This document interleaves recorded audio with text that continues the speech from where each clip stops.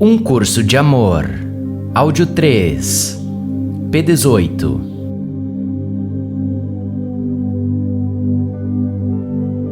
Qual é a diferença entre tuas boas intenções e a união de tua vontade com a vontade de Deus? A diferença está em quem acreditas que és e quem Deus sabe que és. Enquanto essa diferença permanece, não podes compartilhar tua vontade com Deus, nem fazer o que Deus te designou a fazer. Quem acreditas que és, revela a escolha que fizeste. É uma escolha de estar separado de Deus ou uma escolha de ser um com Deus? É uma escolha de conhecer a ti mesmo como tu sempre fizeste ou uma escolha de conhecer teu ser como Deus te criou? É a diferença entre querer conhecer Deus agora e querer esperar para conhecer Deus até que tenhas decidido que tu és digno, ou até algum outro momento designado, tal como a morte. O que são boas intenções, senão uma escolha de fazer o que podes sozinho, por ti mesmo, contra grandes desafios? É por isso que, tão frequentemente, as boas intenções fracassam totalmente. E porque, mesmo tendo feito todo o esforço possível, o resultado raramente parece ter valido o esforço. Não podes ganhar teu caminho para o céu, ou para Deus, com teus esforços, ou com tuas boas intenções. Não podes ganhar, e jamais sentirás como se tivesses ganhado, a designação de ser uma pessoa de um valor tal que mereças tudo o que Deus daria livremente. Abandona essa ideia.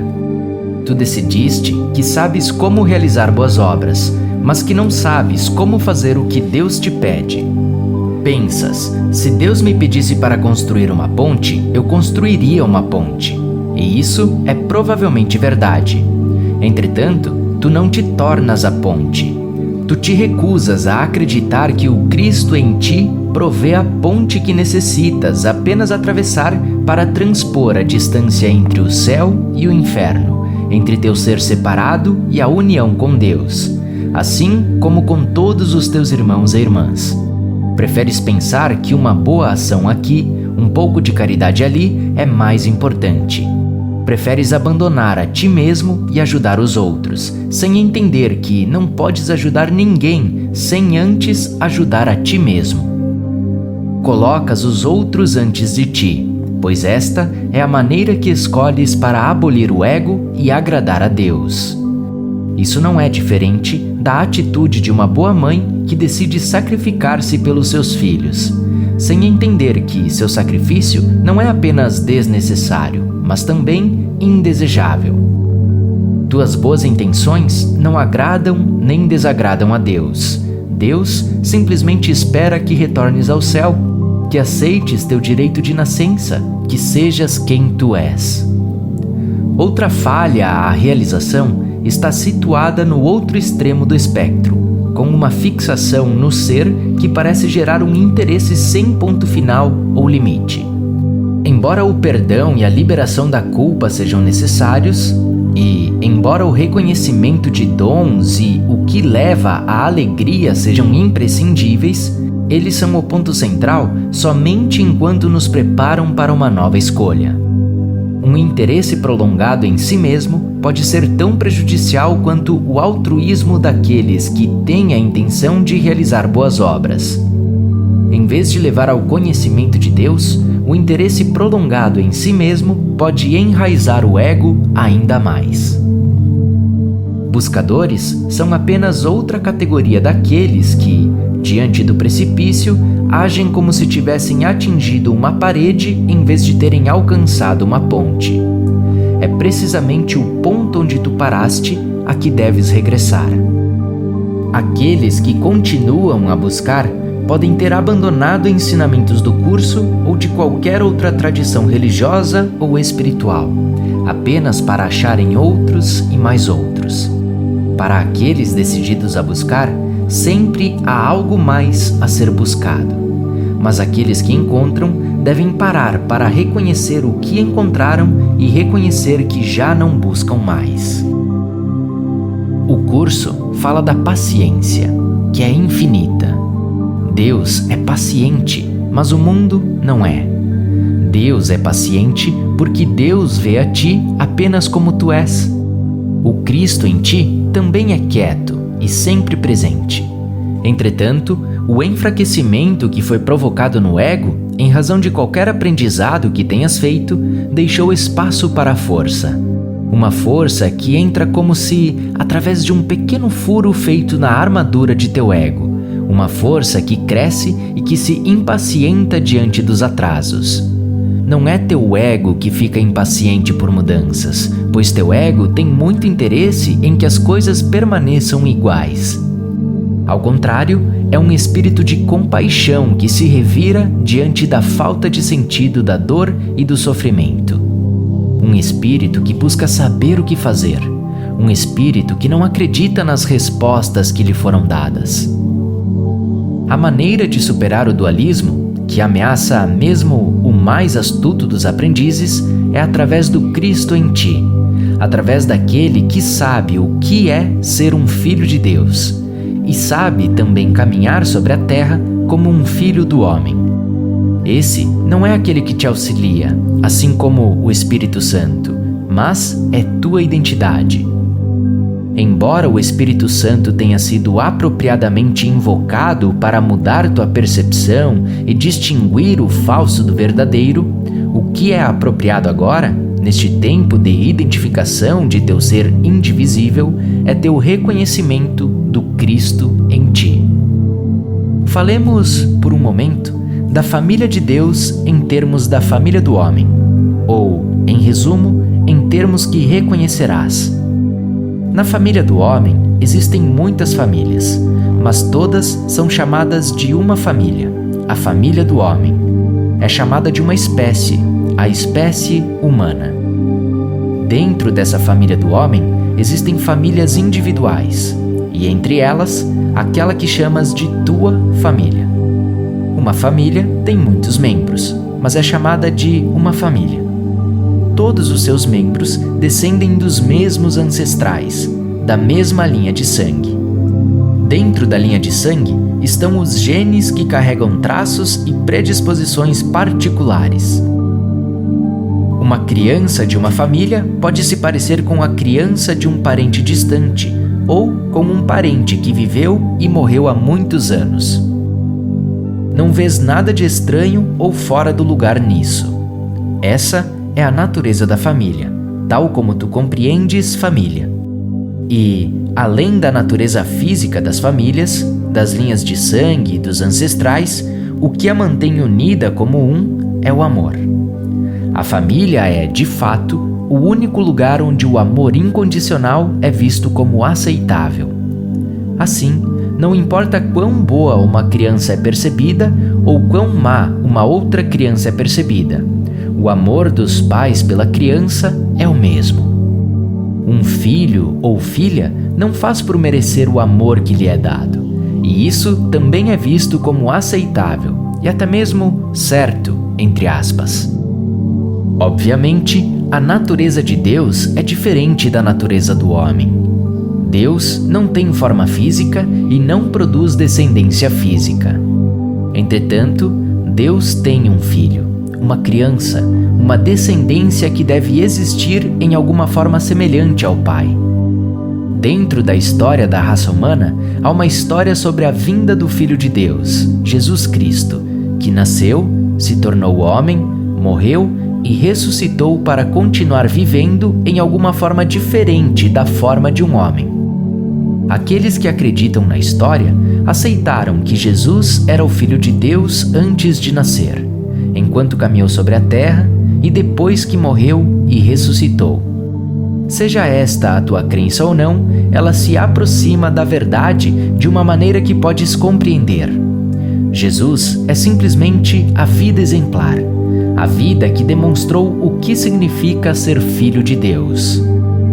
Assim como existe uma parte de ti que acredita que tu não és digno e que foras feito para sofrer e lutar, existe outra parte de ti que sabe que isso não é verdade.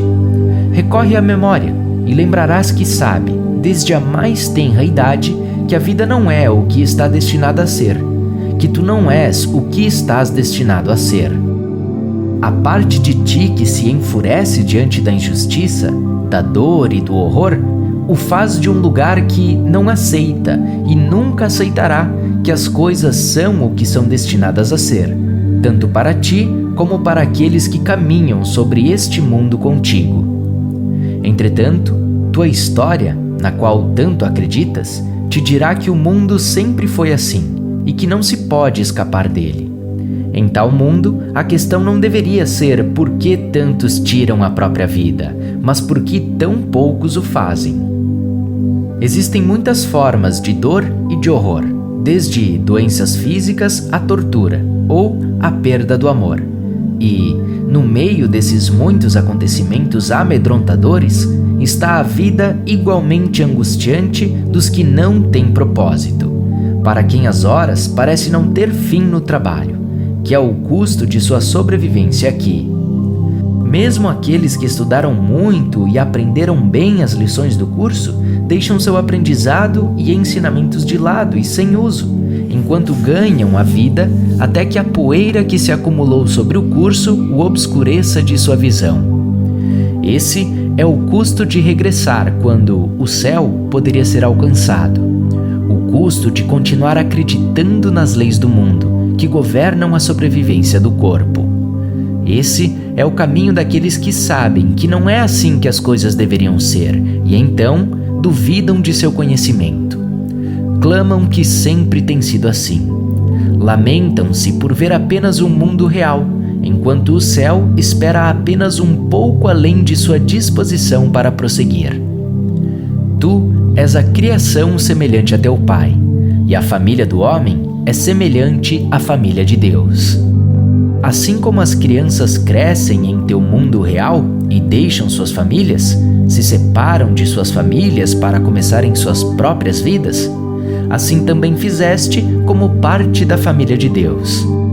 Na família humana, a separação e a independência que vêm com a idade são vistas como a maneira que as coisas deveriam ser, e, entretanto, retornar à família de origem também é visto como natural. Os filhos se vão por um tempo, ansiosos por estabelecer sua independência, apenas para retornar depois. O retorno é um símbolo de maturidade, aceitação e, frequentemente, de perdão. O que significa acreditar em Deus? Reconheces que não podes conhecer a Deus da mesma maneira como conheces um outro ser humano, mas, ainda assim, segues em busca desse tipo de conhecimento. Mesmo com outro ser humano, saber o que ele representa, qual é a sua verdade, a que regras obedece, como pensa e como o que pensa se alinha com o que faz, é a essência de conhecê-lo. Deus te deu o Verbo feito carne como um exemplo segundo o qual viver, o exemplo de um Deus vivente. O que mais é necessário? Buscas a forma quando já tens o conteúdo. Isso faz algum sentido? Lês o que autores escrevem e sentes que conheces não apenas seus personagens, como também os próprios autores. Entretanto, quando te encontras face a face com um autor, raramente consegues ver nele o que viste em seus escritos. Quando te encontras face a face com um autor, vês sua forma. Quando lês suas palavras, vês seu conteúdo. Quando deixas de ver com os olhos do ego, deixas de ver forma e deixas de buscá-la. Começas a ver conteúdo.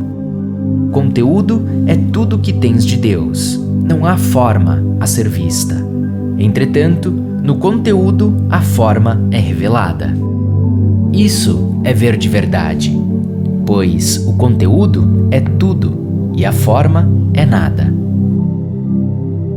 O conteúdo de Deus é amor. Jesus encarnou Deus ao encarnar o amor. Ele veio para reverter a maneira como se pensava em Deus, para pôr um fim à visão de Deus em termos humanos de vingança, punição e julgamento. Jesus fez isso não apenas ao encarnar Deus em forma humana, mas também ao dar uma imagem verdadeira e não falsa do poder.